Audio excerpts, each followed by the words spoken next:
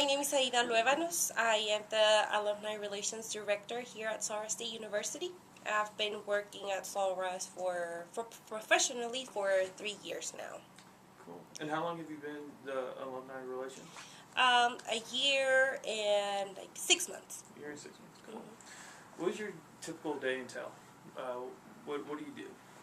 Well, like my my title says, I'm the Alumni Relations Director. We get to communicate with alumni throughout the state, throughout the U.S., some people that are even at some other countries, yeah. So I get to communicate with people that are in a different country, people that have graduated from Sol Ross.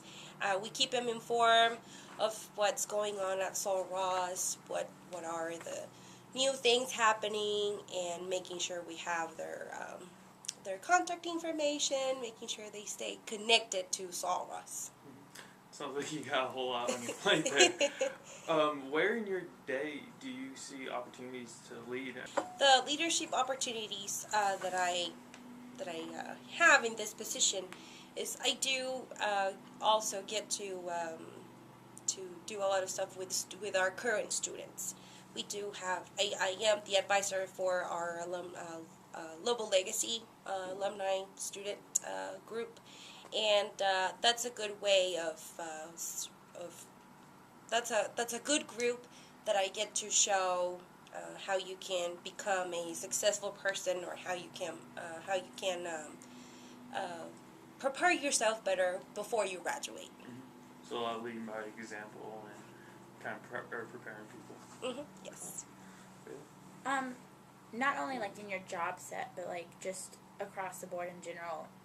What does leadership mean Leadership to you? to me, it's being a role model, being somebody that shows either the best or the bad from yourself, and you get to show examples of how to be, how not to be, and how you can get ready or prepare yourself to be well in this setting as in a college. Then we'll get to show we get to show our students how they can be once they graduate, once they become professionals, once they graduate.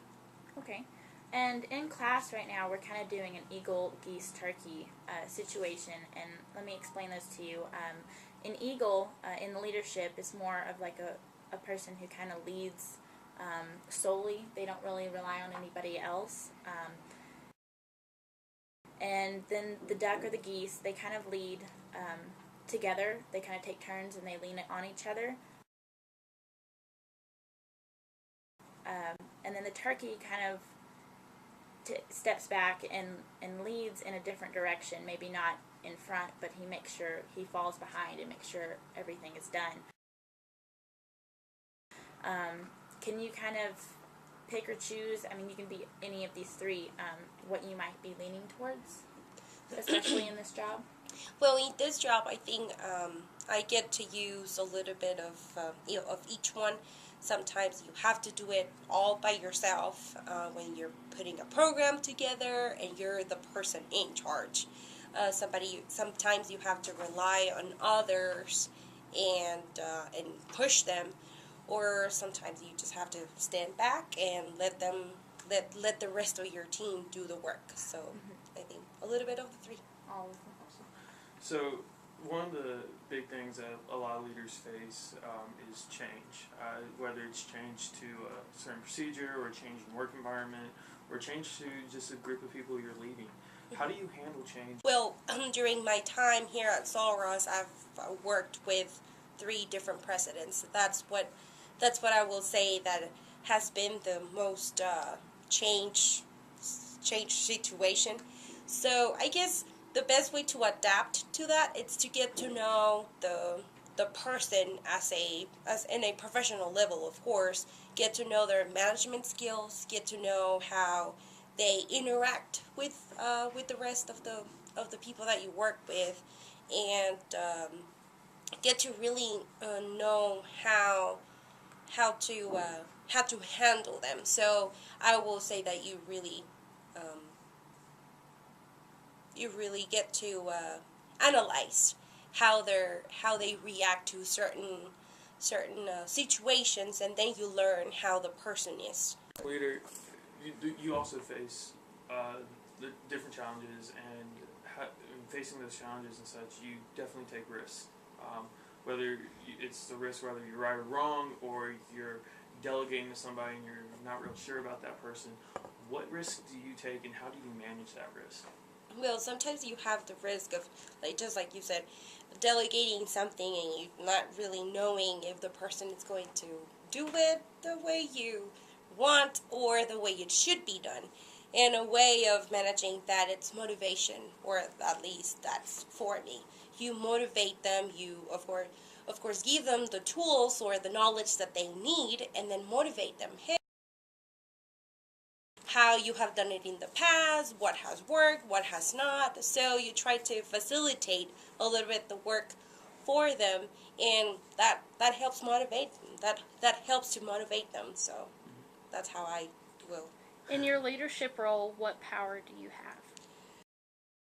Power? Well, I wouldn't call myself a power person, but more than power, I think the connections that you make in a setting like this on a campus, you get to know people from all other departments around campus. You get to make a connection, a working relationship. So that helps when you're trying to well, get something done or get a project up and running.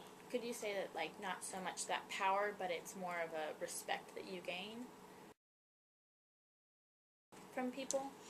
Yeah, I will say that. So, as a leader, like we covered before, you can't do everything by yourself. A lot of it's teamwork. What do you, or what kind of teamwork do you use throughout your everyday activities or everyday routines or job descriptions? Well, in my in this position, you have to work with a lot of people. Why? Because you have to connect with people, like throughout campus or throughout the state. So teamwork is really important. Communication is one of the biggest things to maintain that work together. You have to really explain what the outcome needs to be, and so communication should be one of the biggest key things in teamwork. And one last question. What are your goals and expectations in your organization right now to kind of pursue and keep going? Well, I would like to see this office be expanded to have more outreach, not only here locally but throughout the state, and that means connecting with, in this case, alumni in areas where we have big alumni populations, like El Paso, Houston, Dallas, San Antonio, and on campus as well, because we do have a lot of people here. So that will be my main goal: connect and keep the relationship in a good, keep a positive relationship with our alums. So, one more question. Sorry. Yeah, that's okay. Real quick, with everything we've said, all the teamwork, etc., communication, risk management, change, and all that, in a couple sentences, how would you describe your personal leadership philosophy? My my personal leadership philosophy. I've always thought it like this: if I can't do it, I can't ask you, or I can't ask anybody to do it. First, I need to know how it's done, how it should be done, and then I will teach it, or I will show it. And to be a leader, for me, it's being, like I said, a role model. So you have to, if you expect something from your team or from your employees, in a sense that you have to show the right attitude, the right skills, the right mood when you're trying to deal with a situation in a way, and that's about it. Awesome. So to wrap up, is there anything else you would like to add? Go Lobos!